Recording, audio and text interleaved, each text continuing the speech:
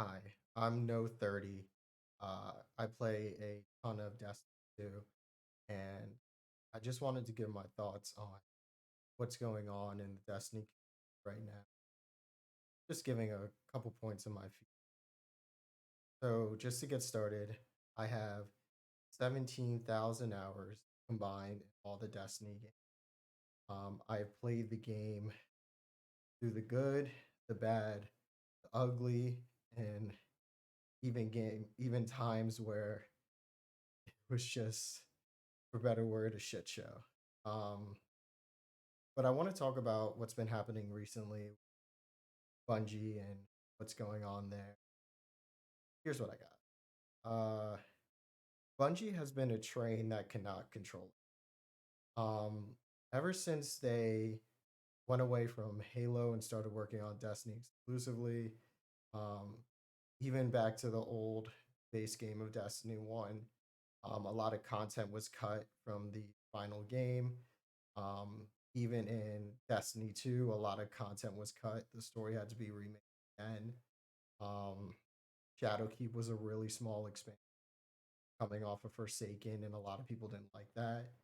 And then ever since we've gone beyond light, excuse me, Witch Queen and Nightfall, they've been significantly smaller campaigns than Forsaken and the Dreaming City ever were. Um, yeah, it's just kind of hard to really talk about because, we've gone through all these paths with Bungie, and now we're at another crossroad. Oh, this is being delayed. I don't know how long it's going to be delayed for, but we'll see when it officially comes out. I think Bungie doesn't really know how to operate Destiny. In Destiny 1, even if you see people playing Destiny 1, the grind is insanity compared to Destiny 2. Um, I've been playing on a solo account for Destiny 1, have about 50, 60 hours into it, and still no exotic. Honestly, it's probably more time. But anyway, I've been playing Destiny 1 probably for 500 hours, and I was able to get all of the exotics one. But Destiny 2 seems like a game where it started off looking like one game and then tried to become another. Because there's just so much stuff in Destiny 2 that, like, I feel like it's being held together by duct tape at this point because there's only so much they can do to a game that's almost 8 years old now. It's about coming up that time, I'm pretty sure. But, you know, it's hard to maintain a game this long, and just going through it has just been really tough. I mean, don't get me wrong, there's some really cool stuff that always comes out, new weapons, new perks, great, but this game also needs a huge facelift in so many different areas. Not to name them here, but that's a general statement, and I stand by that. Um, Management always seems to be a problem for Bungie. I just feel like what I've seen from my end, a lot of management choices with how things are run, especially things like the Eververse store, how ornaments are gotten in general, how armor is gotten in general, I think is really annoying. And who knows, like, I know weapons are off the table, but some of the weapon skins are only in Eververse, and it's hard because as a player who played Destiny 1, a lot of the good armor came from like Nightfalls, Strikes, they had the skeleton keys system, and that was really good. But other than that, there's not really a sort of system in Destiny 2. So I don't really know what management wants at this point. I mean, you're looking at a game that's almost 8 to 9 years old, but yet you're talking about the game like it's a brand new product, and that's just simply not how it works. I mean, the plan was for a Destiny. Let's just be real. The plan was for a Destiny 3, but Destiny 2 was making so much money especially during COVID, I believe that it was just like, no, let's just keep Destiny 2 going. And I think that's a decision that we're slowly seeing what's the impact of that decision. Wanted to say that. Um the delay of the final shape and why it matters. So we're not new to delays. Delays happen all the time. It's been happening a lot with some certain companies, and normally when a product is delayed, and these days it's delayed for good measure. Devs need more time to work on it. They do open beta, see how players react, then they close the beta, go work on it some more, and we've gotten in a pretty good system, right? Here's the deal with Bungie. Whenever you delay an expansion, there's no way for people outside the community to like beta test the expansion, right? Maybe they might bring some people to see some of the missions, but they can't spoil it for those people. So it has to be real hush hush about it. Um, I just don't know how I feel about that. It's just you you make a product that is trying to be as big as the Taken King and Forsaken was, and you can't really market it because it's delayed.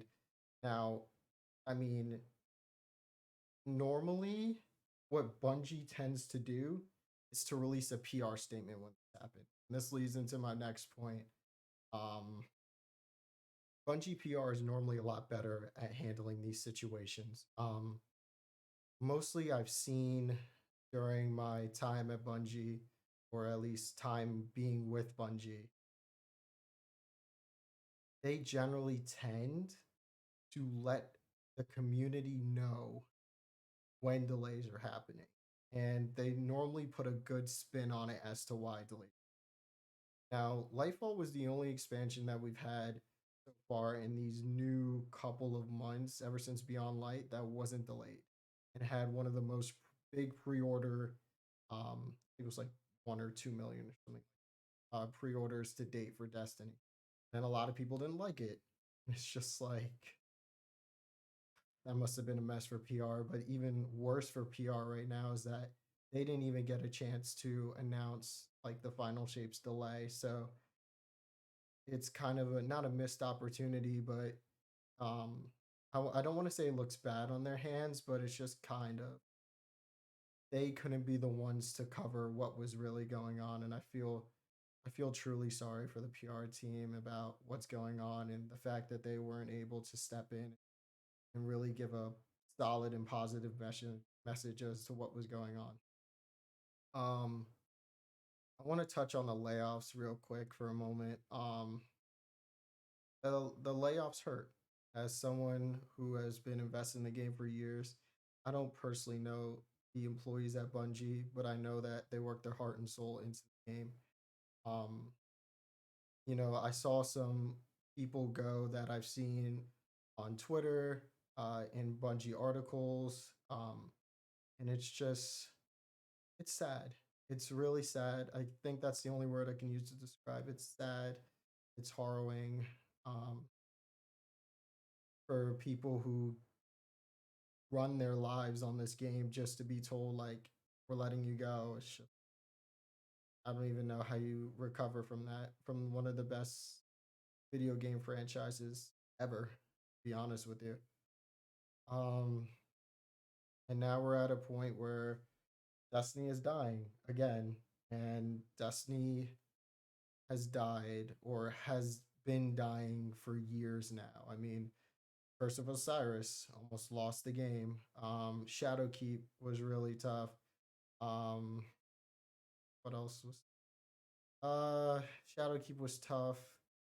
I don't really think. Then we got really consistent. Like we got this consistent baseline, and every time it starts to dip a little bit, but then we started to hit a real drop off in like Season of the Deep, Season of the Witch that just came out, where people were saying was a good season, but the game is still slowly like slowing down, and a lot of people talk about over delivery, but I feel like sometimes it's under delivery of content sometimes, because there could be so much more in just the $10 you're showing us. Like I remember that for years ago there was something called the April update for Destiny 1 that came out after Taken King. That was even a more dry spell than what Destiny is right now, but like that was something that totally reinvigorated the community and saved Destiny at that point in time.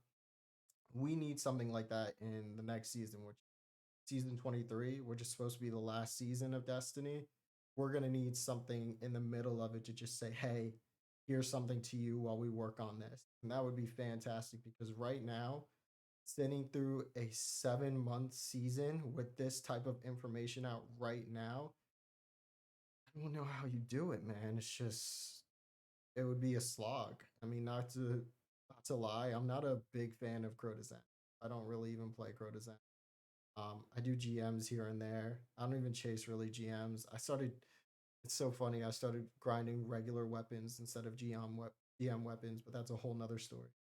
Um, this game keeps dying over and over because we still haven't had a plan as to how to keep this game afloat. That is the best way I know how to. And then another thing is that this game keeps dying because the new people who want to get into it, or say for example, my own friends, I've always wanted them to play Destiny, but what do they keep telling me? The paywall, the paywall. If you wanted to order everything, it's around $300. And that is just like, how do you even recover from that to tell a friend, like, hey, I want you to get into this game, but you're gonna have to buy this, and that. And excuse me, they've spent $300 on a game and they don't even know the basics. And I just tell myself, I'm just like, how do I tell my friends to play a game that you had to pay or had to play for hours and hours to even remotely understand what's going on? Now, a lot of people, there's some people who play Destiny just because they can shoot guns and patrol, and that's totally fine. I think patrol actually gets like the most like congruent population is just patrols. I think that's pretty funny, but there's some people who play the game like that. Now, I don't play the game like that. I play all the activities, everything like that, but my friends just cannot get in the same space as I do with Destiny because they don't play like that. So it's tough. But that's just one of the things that Bungie has to work on. So let me finish with it. People always tell me to work on myself, and I totally understand that. And as I say, everyone needs to work on their self, but I think Bungie should too. Take a long time to reflect, see how this goes. You have a new ship. You just got to sail with the people you have. I'm wishing all the best. Here's the hoping final shape will be a final shape, and we will totally understand what you've got cooking for. Thanks for watching.